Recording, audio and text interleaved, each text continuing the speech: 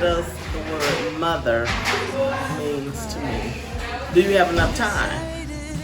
Because mother, the job of a mother, she does so much. She's the bus driver. She's the listening ear, the shoulder to cry on, the encourager, the discipliner, your mom is just your biggest supporter, your biggest cheerleader, and the responsibility when God gives or choose people to be mothers, that's just not anything. That's probably the greatest title that you can hold in this society. A mother is hot. The title is higher than the president of the United States of America. So a mother, what that means, it's like it's really not definable because a mother means so much, and she is so much. And if I can reflect on my mom, it's like mom was everything to me. So to sum it all up, what does a mother mean? Everything. That was back in 1993. My husband and I got married back in 1987. But the day that God allowed me to become a mother, 7 years after we were married, was one of the most, I can't even explain it, because you're looking at this little precious being that God has entrusted you to to raise and to take care of, and you just felt responsible. So anything she needed, I knew as a mom I had to provide it, with shelter and feeding and just everything that that little baby, that's why they call them a bundle of joy. It's like it was a game changer. You were no longer independent. I can do this and I can go there. Now you know that you have a responsibility. You have a child now to take care of. And then when the second one came, it's like, God, we thought certainly after the first one, it's like, okay, I know, this is it. I definitely don't want any more. But the first one began to pray.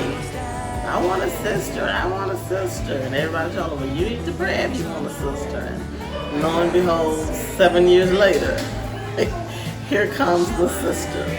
So after the 7th year when the sister came, we were like, okay, here it is 7 years later. Lord, you're not sending us anymore. But our second daughter made us as happy as our first. And we knew that, being parents as a whole was just a job that God instilled and allowed us to experience. And we are thankful. Got them out of high school, got them out of elementary, middle school, and high school. So we're thankful for that. Do the very best you can, because there are no instruction books. You can't, look at, well, this is what Susie does, or this is what Janet does for her child, because each child is different. And it's like, it's kind of, especially with the first one, you're just kind of, they're here, and it's like, okay, camera, action. So it's like, lights, camera, action. When they come, it's like, there's no book, ooh, what do I do with this, what do I do with that?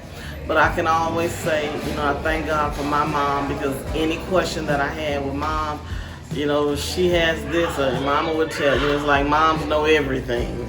When you need to do this, or get them some of this, or get, this for them, that, what have you. But it was just an experience. And if I was to say anything, take your time, and because each child is different, and love them in their own special way, and don't be hard on yourself, because you're not going to get it right every time. As a young parent, you're not going to get it right every time. But just know that you've always done the very best that you could, and always had, your child in mind. And this is what I'm going to do. And we would, my husband and I, just can't say me, but we would always, pray God, how do we handle this and how do we handle that? So we're just thankful. So just to let, young moms know, there are no instruction books. And you would think after all of these years, as long as we've had mothers, that someone would have written a book by now. But guess what? Kids are tailor-made, so that book won't even help that one. I saw her kiss my dad once, and I asked her, I said, Mama, can I kiss your lips? And she said no. And so she was laying on the couch, and I was laying on the couch with her, and I kept looking at her because I thought she had fallen asleep. So I went over there, looked, and got closer to it, and then kissed her lips. And she walked over, can I not do that no more? And she kind of spanked me a little bit, but that's kind of the biggest thing, or the most recent thing that I can think of. But I disobeyed her, and she spanked me for kissing her lips after my dad. First and foremost, that I love them. And I guess we say that so often, practically daily, when we talk to each other. From the oldest to the smallest, we say, love you before we get off the phone. But something that I would want to leave with them, that we tried. And we did the very, very best that we could. And they would always say, don't give your children too much. And of course you don't want to. But you always try to give them the things that you didn't have. So what I want to leave them with, listen to the words of your mom and your dad. Since it is Mother's Day, listen to the words of your mom. And moms are always gonna go to bat for their children. And I want them to know that I have their back. I'll support you in anything and everything that you do. If you're right, I'll go all the way. And when you're wrong, I'm gonna tell you that you're wrong. I'm not gonna support the wrong, but I'll support the right always. That I love them so much. I believe they know that. Mother represents the giver of life to me. Mother Earth, Mother Teresa, great things and great people. I think Mother is also the example. She's the first interaction that a child has with a human. So a mother is an example, absolutely. Okay, so there's a funny story with this. I actually was telling my daughter, Brooklyn, the day about her birth. I told her about the labor, and then the first time that I met her, like recently, within the last couple of weeks, she was falling asleep, and I said, let me tell you this story. She fell asleep so fast. But it was so memorable to me. I'll never forget it. So it was long, and I had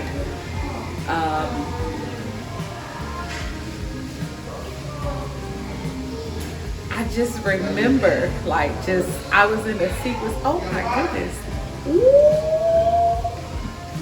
And the first thought that I had when I saw her with it, I heard a, and I was like, and I saw her. They asked me if I wanted my little slimy baby to just connect to me. And I said, yes, I want her. And I looked at her, I had one tear rolling down my eye. And I looked at her and I just said, wow. I was just amazed. I was amazed that she was there. I was amazed at the power of God, and just how, I carried her for 9 months and created her, and she was here. And all I could say was, wow. What is a valuable lesson that your mom taught you that you still use to this day? Patient. Just be patient with your children. My mom is so patient with us, and it's not the first choice. It's not the first choice. We're human, and you have this little child, this being that needs you for every single thing, because they don't know. They just have no idea, and you have to teach them. You have to guide them. They have to learn. So That is the most valuable thing. There are a few answers to that, but that's the one that stands out. Be patient with your children. Know that you are responsible for them, and if you want them to get something, teach it to them. Don't expect them to just know it, or just to fall into line. You have to show them, and you have to guide and be an example for them. Don't say this word and you're saying it every day, you know. I mean, well, you're confusing the baby. So be patient with your kids. Be patient with your children. Be patient with them.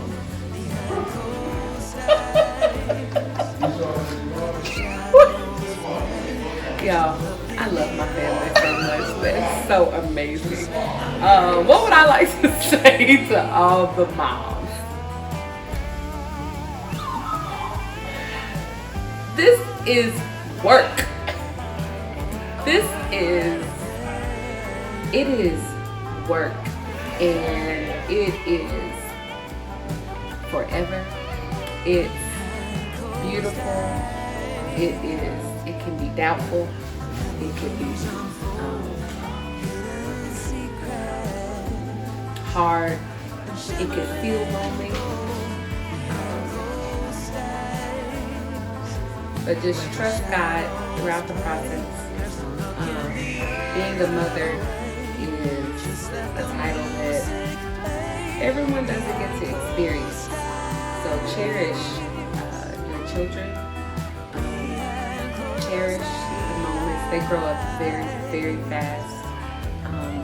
And it's very cliche to say, but as I teared up on my last question, I just couldn't believe that it's been 2 years since I've had my daughter, and she's so amazing.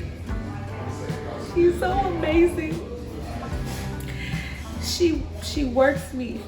She's smart, she's wise, she's funny, she's clever, and she's beautiful, and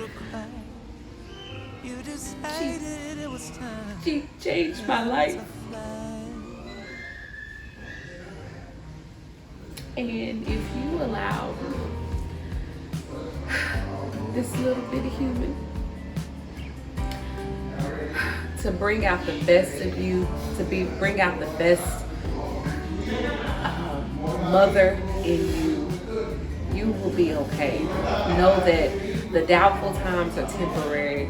The stressful times, they're temporary. Again, be patient with your kids. Teach them the things you always wanted to know.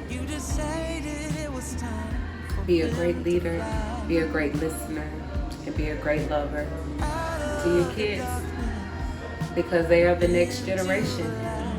And the things that you instill in them, that's what they're going to give to their children. So, mothers, stay strong, stay united, stay prayerful, and just continue to love your kids unconditionally.